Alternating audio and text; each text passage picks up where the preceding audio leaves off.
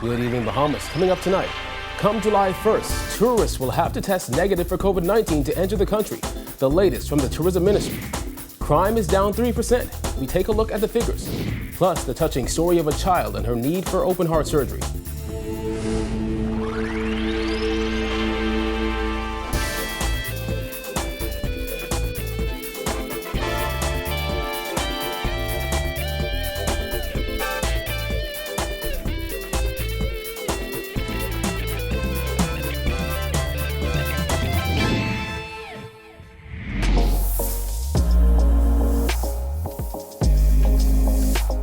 Our news is brought to you by Alive. Welcome to Our News and thank you for joining us. I'm Kyle Joaquin. Visitors to the Bahamas will be required to have a negative COVID-19 test when the country reopens its borders on July 1st, according to the Minister of Tourism, who said the decision was based on the recent spike in cases in the U.S. Giorgio Bain has more. Following consultation, the Ministry of Tourism has decided to implement mandatory COVID-19 testing for those wishing to travel to the Bahamas, according to Minister of Tourism and Aviation, Dionisio de Aguilar.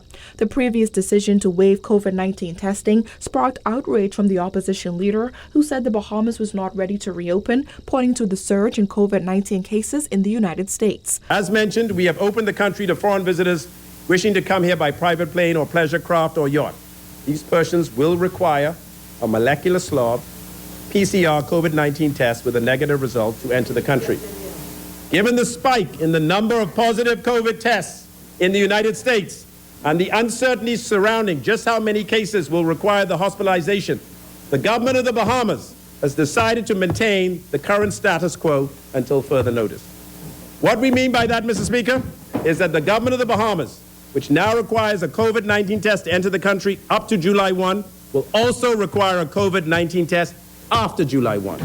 De Aguilar said the Bahamas is in a difficult position as 82% of foreign visitors come from the United States, which has reported a spike in COVID-19 cases. The concern expressed has been as a result of what we have all been watching on our televisions and reading on social media and in the newspapers about what is happening in the United States, the source of 82% of our foreign visitors.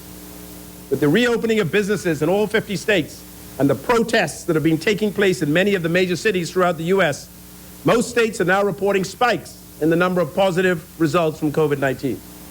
This has put the Bahamas in an extremely difficult position.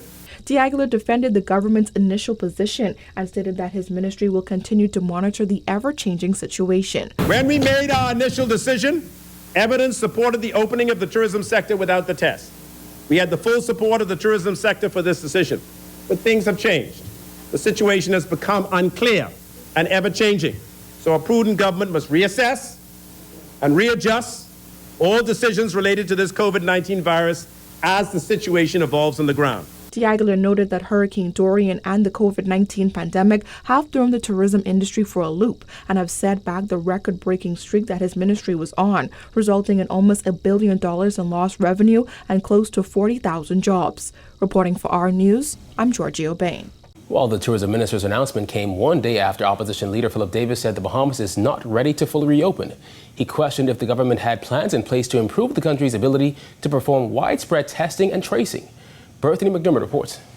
Alluding to the surge in COVID-19 cases in the United States, which accounts for more than 80% of the country's tourist arrivals, Davis said the government is not prepared to safely reopen the country's borders to tourists on July 1st.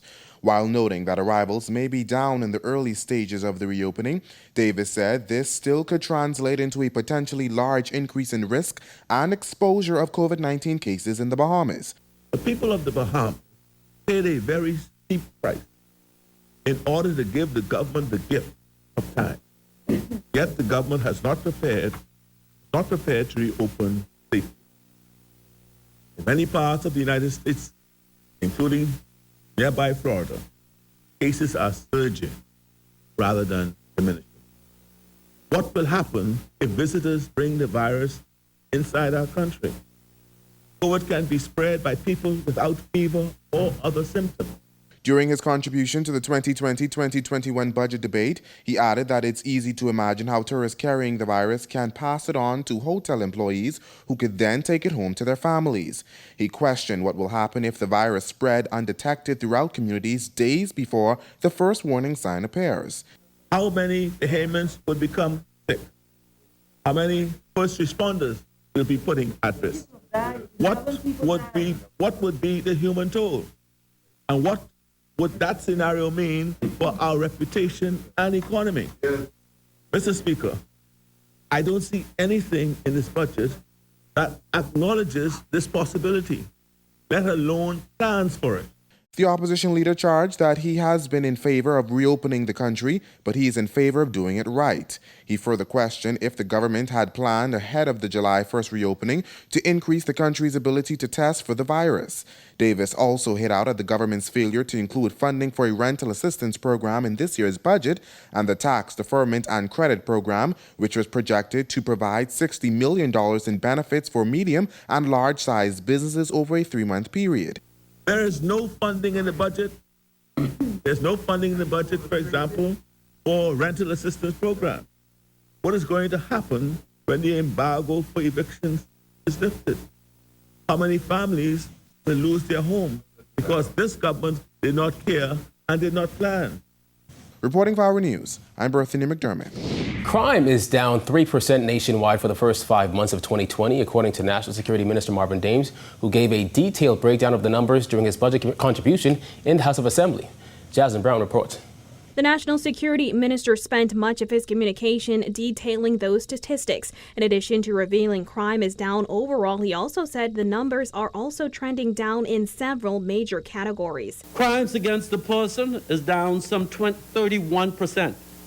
Specifically, serious crimes such as murders is down 11%, attempted murders down 79%, and armed robberies is down some 35%. Robbery is down some 14%. Rape is down some 30%. And unlawful sexual intercourse is down some 41%. As it relates to murders, Dames said of the 31 recorded between January and May 2020, 20 or 64% were on New Providence, 8 or 26% on Grand Bahama, and 3 or 10% on the Family Islands. 84% of the murder victims are male. Approximately 32% of the murders were motivated by conflict or retaliation, with 19% which were motivated by drugs, according to police statistics. Of all of the murder victims, 26 persons, or 84%, were males, and the remaining females. Of the total victim count, 20 persons, or 65%, were prolific offenders known to police. While crimes against persons are down, Dames said property crimes are up 3% compared to last year. This despite the fact that property crimes such as burglary is down 3%, housebreaking is down 9%, stealing is down 3%, and stolen vehicles is down 1%. Traffic fatalities saw a 25% decrease from the same period last year. There were 25 traffic fatalities recorded between January and May 2020. That included 9 drivers, 7 passengers, 7 pedestrians, and 2 motorcyclists. Dames said the successes in the war against crime comes during one of the most trying times in the country's history as the world battles the COVID-19 pandemic. He said police continue to work tirelessly to enforce the curfew. From March 24th to May 31st, 2020, there have been 1,134 persons arrested and charged, Mr. Speaker, with curfew violations.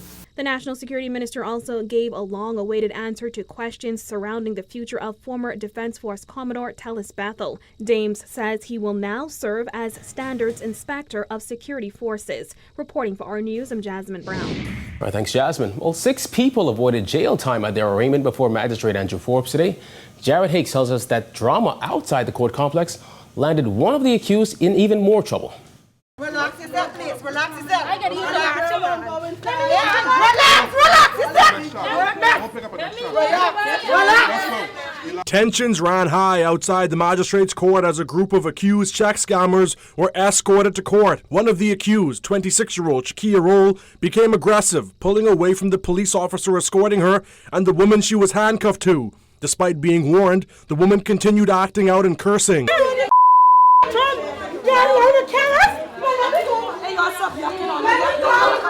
In addition to the disorderly Roll, the group included 24-year-old Arnell Ambrister, who was cuffed to Roll, 30-year-old Giselle Capanaris in the dark gray sweater, 27-year-old Kendria Smith wearing the white shirt, 22-year-old Anavia Thompson in the Tommy Hilfiger sweater, and 38-year-old Carlos Valdez, who was pictured wearing a red shirt. The defendants face charges that they possessed, uttered in cash-forged First Caribbean checks purportedly issued by Human Resources Business Solutions. The group of 6 pleaded guilty to all the charges put to them. Their attorneys begged Magistrate Andrew Forbes to show mercy on their clients, citing their family situations and pointing out that nobody in the group had a criminal record. Forbes lectured the 6, warning them that they face 5 years in prison for the crimes they pleaded guilty to. Instead, though, he sentenced each to 12 months probation and ordered them to repay the business by August 30th of this year.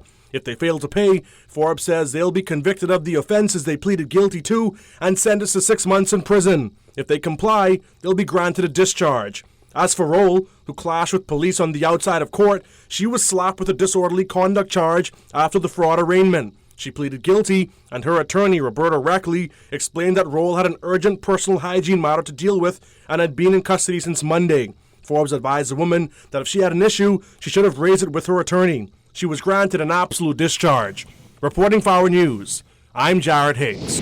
As controversy continues to swirl over the official number of missing people in the aftermath of Hurricane Dorian, National Security Minister Marvin Dames suggested that former Health Minister Dr. Dwayne Sands should have done more as minister if he felt the process was mishandled. Don't come here and say what you could have done or what should have been done. The question is when you had an opportunity to effect change, did you do it? And if you didn't, why? Last week, Sands said thousands of names of people reported missing immediately after Dorian were removed from the official list after police took responsibility for that aspect of the storm's aftermath. He said no explanation was ever given for why the list was pruned. Still to come, what led to a heated exchange between 2 MPs, plus a baby girl needs life-saving heart surgery. Stay tuned.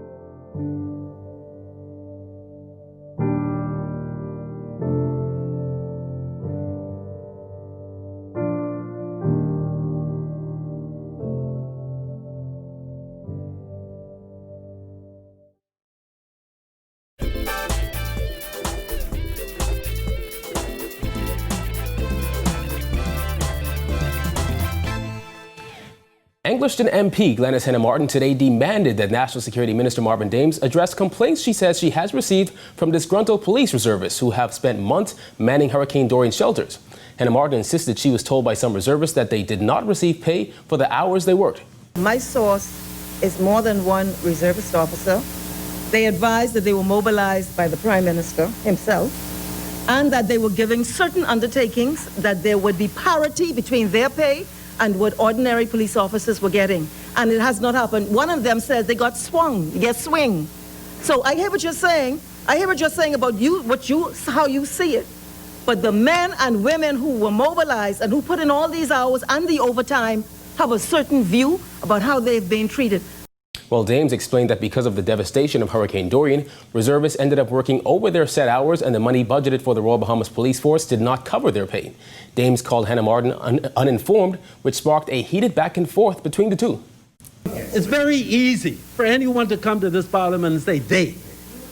Okay? Wait. No, please. Please, you spoke. Listen. I have the floor. I gave you a little piece of it. But now you ain't making sense. You are not making sense. And you can carry on all you want. If I were you, I'm just saying, I would seek to address it and to find out what is the issue. But if you'd rather take the position you do, no problem. It's up to you. But then, Speaker, I wonder if the member would realize the time I have gotten has come from the chair and not a little piece of nothing from this member. The parents of an infant who needs life-saving heart surgery are appealing to members of the public for their support. Jared Higgs reports. When she saw my face, she started smiling. I was like, you're smiling? You know, she don't understand what's going on. 21-year-old Kenria Cunningham was emotional as she spoke about her 2-month-old daughter, Kavanna McDonald. Baby Kavanna was diagnosed with a heart defect a month after she was born and will need urgent heart surgery in the U.S. to correct it. She's so happy, The infant girl was born on March 31st, leaving her parents overjoyed. When I had her, it was just like, finally, that part over, so I get to see my bundle. The child's father, Trayvon McDonald, was thrilled to have his second daughter. It was just happiness and joy. I couldn't wait the whole I couldn't wait to see her. But last week, little Kavanna had to be admitted to Princess Margaret Hospital after she started having trouble breathing and was turning blue. It made her need for corrective surgery even more urgent. As soon as possible, we need her to get there so she can get the surgery done, so she can get better. Kavanna's parents are visibly shaken by the ordeal. Her heart condition, known as pulmonary stenosis, makes it difficult for blood to flow out of the heart into the pulmonary arteries and eventually into the lungs. During her hospitalization, the infant was put on oxygen. Yeah, it's scary. I gotta be the backbone for them, so. Kavanna is under the care of pediatric cardiologist Dr. Jerome Lightbourne. Her $73,000 procedure is being covered by the Bahamas Heart Foundation. But Kavanna's hospitalization means she may need to be transported by air ambulance. That's an additional $20,000 that the Heart Foundation would struggle to help with. Lightbourne is doing his best to get the baby off without the need for the medical flight, but things are uncertain and the young couple will no doubt need help. We're thinking about doing a cookout, something like that. Probably car wash, anything that could help. With the support of Dr. Lightbourne and the Bahamas Heart Foundation, the couple is optimistic. They've set up a GoFundMe page and say every dollar counts. As for their little fighter, she's here for a reason, and she's gonna make it. She's gonna pull through. Reporting for Our News, I'm Jared Higgs. Still to come inside the Green Giants virtual graduation. Stay tuned.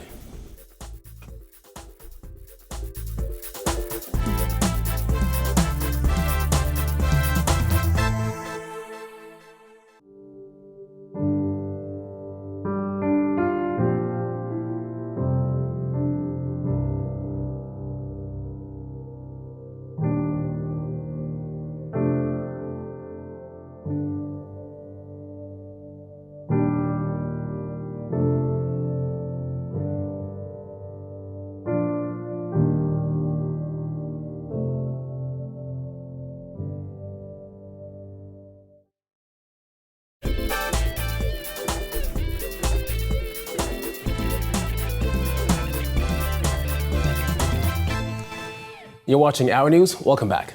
St. John's College class of 2020 paraded across the virtual stage today as graduates said goodbye to high school and prepared to face the real world. Jillian Gray has more. This is where the chapter ends. This montage of memories from their high school journey signals the end of one chapter for St. John's College seniors and the beginning of another. During a virtual graduation, the school's principal, Dr. Neveline Evans, encouraged the graduates to use their unorthodox high school exit as a dress rehearsal for the challenges life may throw at them. Allow me to encourage you to view the challenges posed by COVID-19 as opportunities to inspire you, for you to become more responsible, innovative, and resilient. Class of 2020, your story is not a story of hurricanes, pandemics, or setbacks. Instead, it is one of resilience. Over 300 people tuned in to watch the hour-long graduation. Friends, family members, and well-wishers cheered and sent congratulations to the graduates via the comments section. Anglican Archbishop Leish Boyd charged the graduates to make their parents, teachers, and classmates proud in their future endeavors. COVID-19 is a parable about life. namely, that in the course of life many unexpected things happen, some of them devastating. But through it all, we have to press on. The school's salutatorian and head girl Kennedy Mullings aspires to be a criminal lawyer and was accepted into 14 colleges, with many of them offering scholarships up to $150,000. Addressing her fellow classmates, Mullings said while the road was not easy, each graduate should be joyous and proud of their accomplishments. With the love and support of our families, friends, and fellow graduates, I am certain our stories will become bestsellers. I stand here today, graduates, to not only congratulate you, but to motivate, encourage, and inspire you. If the world is going to get better, it's going to be up to you and I. Today does not only count as a crucial rite of passage in the lives of us as teenagers, but the beginning of a journey where we have the possibility to become more than we have ever dreamed. Reporting for our news, I'm Jillian Gray.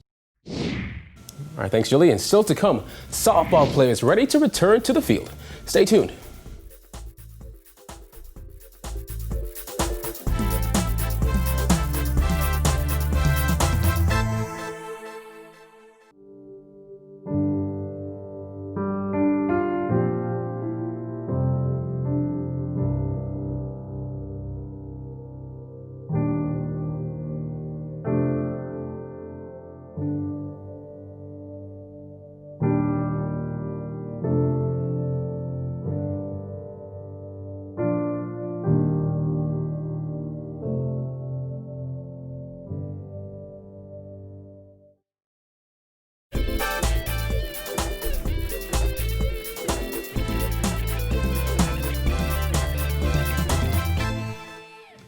Finally, tonight news, a local softball coach talks a return to glory for women's softball.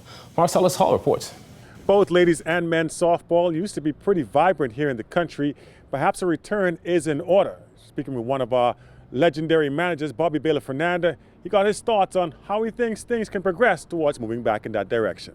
Bobby Baylor Fernanda has seen softball in the country at its highest levels. He gave his thoughts on rebuilding a successful program. Speed on the bases, for the 3 bases, speed at home plate with the bat, speed in the dugout. That's my forte. Yes, I'll carry a person who I could bring in and bases loaded, only 1 out, base hit, bang, I got 2 runs, yes. But you have to design that. That's designed specifically for that. Fernanda stressed that pitching is key to having a chance at winning. From my experience, I haven't seen anyone here who could really develop pitches from scratch. Okay? Now, you have a gentleman called Mr. Davel. I think, truthfully, he's probably one of the better persons to select. But now we have a pitching coach coming out of Grand Bahama, Narissa Lockhart. In my opinion, those 2 persons would be the best. And of those 2, I will take Narissa. Okay? Because of her experience in college and all of that. According to Fernanda, gaining experience is also critical. You have to manage your girls. You have to pick the people that you want to fit in your philosophy. We'll see whether or not Bobby's words remain true, whether or not they can indeed return to that level. Only time can tell. Reporting for our news, I'm Marcellus Hall.